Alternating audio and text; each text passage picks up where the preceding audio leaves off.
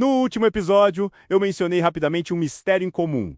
Um caso em que cartas anônimas começaram a chegar para moradores, revelando segredos que ninguém deveria saber. E hoje, você vai conhecer essa história completa. Este é o caso das cartas anônimas de Circleville, um crime real que até hoje ninguém conseguiu explicar. Circleville era uma cidade tranquila no estado de Ohio, com pouco mais de 12 mil habitantes. Sabe aquele tipo de lugar onde todo mundo se conhece?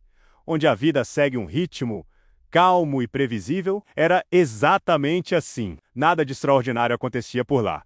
Até que, em 1976, tudo mudou para sempre. De uma hora para outra, a paz daquela cidadezinha foi quebrada por uma série de eventos que transformaram a vida dos moradores em um verdadeiro pesadelo. Imagine acordar um dia, ir até a sua caixa de correio e encontrar uma carta sem remetente. Você abre curioso e descobre que ela contém segredos seus, coisas que você nunca contou para ninguém. Foi exatamente isso que começou a acontecer em Circleville. Moradores começaram a receber cartas misteriosas, sem assinatura, sem qualquer pista de quem as enviava. A caligrafia era estranha, blocada, quase como se o autor quisesse disfarçar sua identidade, e o tom era ameaçador. As cartas revelavam segredos íntimos, casos extraconjugais, fofocas e suspeitas que pairavam no ar, mas que nunca eram ditas em voz alta. Era como se o autor soubesse absolutamente tudo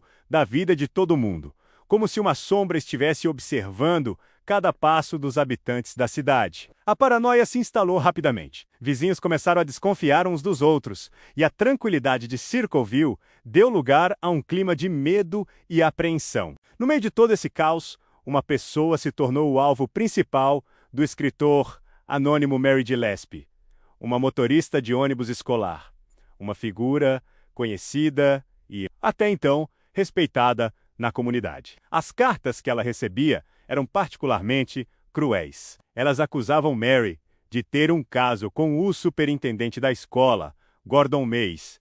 A vida dela virou de cabeça para baixo. Ela negava veementemente as acusações, mas as cartas não paravam de chegar. Pelo contrário, ficavam cada vez mais agressivas, mais detalhadas e cada vez mais pessoais. O autor anônimo parecia ter uma obsessão por Mary e estava determinado a destruir sua reputação, sua família e sua paz de espírito. As cartas não eram enviadas apenas para ela, mas também para seu marido, seus filhos e até para outros moradores, espalhando a suposta traição por toda a cidade. O objetivo do autor parecia claro no início: expor a verdade e manchar a imagem de Mary Gillespie. Mas com o tempo, o tom das cartas mudou drasticamente. O que antes eram acusações e fofocas maldosas evoluiu para ameaças diretas. Placas com mensagens ofensivas sobre Mary começaram a aparecer ao longo da rota do seu ônibus escolar. O autor dizia que ela deveria parar, que estava observando cada movimento dela. A situação escalou para algo ainda mais assustador. O escritor das cartas ameaçou preparar armadilhas e ferir quem se aproximasse da escola ou tentasse interferir. A cidade inteira entrou em pânico. Os pais ficaram com medo de mandar seus filhos para a escola. Ninguém sabia do que o autor era capaz. A sensação era de que um predador invisível estava à solta e seu próximo passo poderia ser fatal. Foi então que a tragédia aconteceu. Em uma noite de agosto de 1977, o marido de Mary, Ron Gillespie, recebeu uma ligação misteriosa. Ninguém sabe o que foi dito, mas Ron ficou completamente enfurecido. Ele pegou sua caminhonete e saiu de casa às pressas, dizendo que finalmente iria confrontar a pessoa por trás das cartas. Horas depois, a polícia encontrou a caminhonete de Ron batida em uma árvore. Ele estava morto. A princípio, foi tratado como um acidente de carro causado pela raiva e pela alta velocidade. Mas havia algo muito estranho na cena. O corpo de Ron estava em uma posição incomum e mais perturbador ainda. Havia uma arma ao seu lado, que havia sido disparada recentemente. A perícia concluiu que a arma tinha sido disparada apenas uma vez, mas não havia buracos de bala no carro, nem ferimentos de tiro no corpo de Ron. Teria ele atirado em alguém antes do acidente? Ou alguém atirou nele e forjou a cena? Até hoje, ninguém sabe o que realmente aconteceu naquela estrada. A morte de Ron Gillespie adicionou uma camada sombria e mortal ao mistério. Os anos se passaram, mas o terror não acabou. Mesmo após a morte de Ron, as cartas continuaram. Mary tentou seguir com a vida, mas a sombra do escritor anônimo ainda a perseguia. Um dia, enquanto fazia sua rota de ônibus, ela notou algo estranho. Presa a um poste, exatamente no seu caminho havia uma caixa cautelosa. Ela chamou a polícia. Dentro da caixa, os oficiais encontraram uma armadilha macabra. Uma arma carregada, montada de forma que, se a caixa fosse aberta de um certo jeito, a arma dispararia diretamente na cabeça de quem a abrisse. Era uma tentativa clara de assassinato. A polícia rastreou a arma e fez uma descoberta chocante. Ela estava registrada no nome de Paul Freshour, que era cunhado de Mary, casado com a irmã de Ron.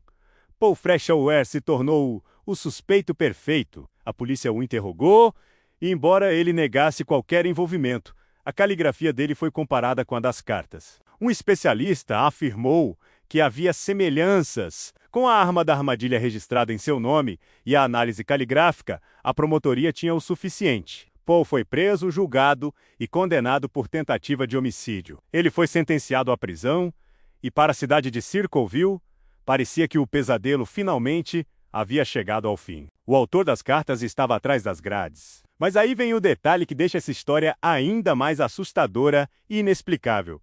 Mesmo com Paul Freshour preso na solitária, as cartas continuaram a chegar.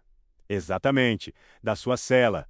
Paul continuava a receber cartas anônimas, zombando dele, e outras cartas continuaram a ser enviadas para moradores de Circleville, mantendo o mistério vivo. Isso levantou uma série de perguntas que até hoje não foram respondidas. Será que Paul Freshour era inocente o tempo todo? Se sim, quem armou para ele? Seria o verdadeiro autor das cartas alguém tão inteligente que conseguiu incriminar outra pessoa e continuar seu jogo doentio? Ou talvez o escritor não fosse uma única pessoa, mas um grupo, uma conspiração envolvendo vários moradores da cidade? Alguns teorizam que poderia ser alguém de dentro da polícia, que teria acesso a informações e a capacidade de manipular as evidências. O fato é que Paul Freshour sempre manteve sua inocência, até sua morte. As cartas anônimas de Circleville continuam sendo um dos maiores mistérios criminais não resolvidos